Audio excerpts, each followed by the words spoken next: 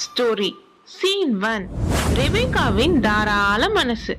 Rebecca கிட்ட குடிக்க தண்ணி குடுமான்னு ஒரு ஊழியக்காரர் கேட்டதுக்கு, உங்களுக்கு மட்டும் இல்லைங்க, உங்க ஒட்டகங்களுக்கும் கொடுக்கறேன்னு முழு மனசோட ஊற்று தண்ணீர் அவங்க மொண்டு மொண்டு வார்த்தாங்க.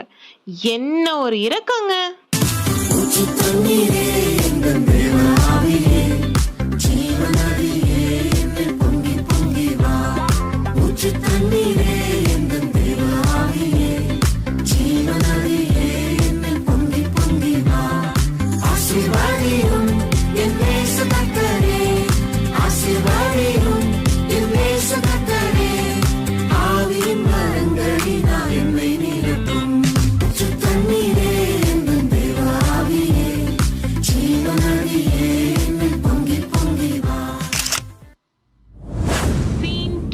ரெபேக்காவின் கீழ்ப்படிதல்.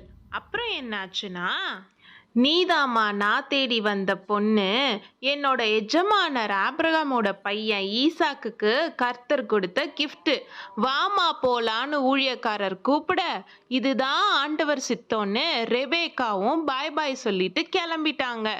ஏன் தெரியுமா? அவ்வளோ நம்பிக்கை ஆண்டவர். சீன் 3. ரெபேக்காவின் காதல். சரி, ஆண்டவர் சொல்லிட்டாரு வந்துட்டோம் நினைக்காம வழி மேல் விழி வைத்து எதிர்பார்த்து போனாங்க ரெபேக்கா. தூரத்திலிருந்து ஈசாக்கு பார்க்க, ரெபேக்கா பார்க்க, 2 பேரும் அப்படியே ஸ்டன் ஆயிட்டாங்க. பிகாஸ் கர்த்தர் எது செஞ்சாலும் பெஸ்டா தான் இருக்கும்.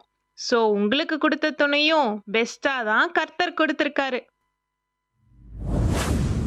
சீன் 4. ரெபேக்காவின் ஆசீர்வாதம். அப்புறம் என்ன, கல்யாணம் ஆயிடுச்சு. ஆனா ரெபேக்காக்கு கர்ப்பம் தரிக்கல.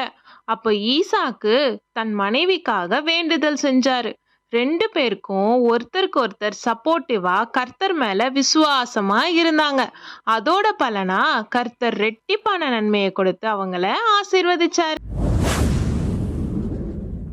Moral of the story. Rebecca மாதிரி இரக்கத்தோடு இருந்தா நம்ம நினைக்காத பிளெஸிங் நேரா கர்த்தர் நடத்துவாரு.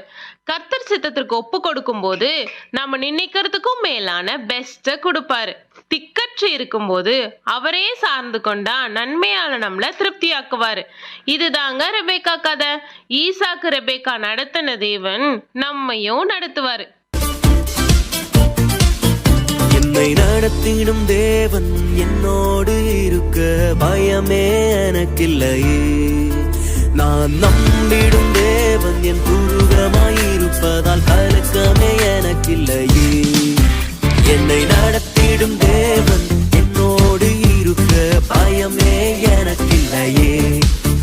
நான் நம்பிடும் தேவன் என் துருகமாயிருப்பதால் கலக்கமே எனக்கில்லையே. பயமில்லை பயமில்லை பயமில்லையே, நம் சார்பில்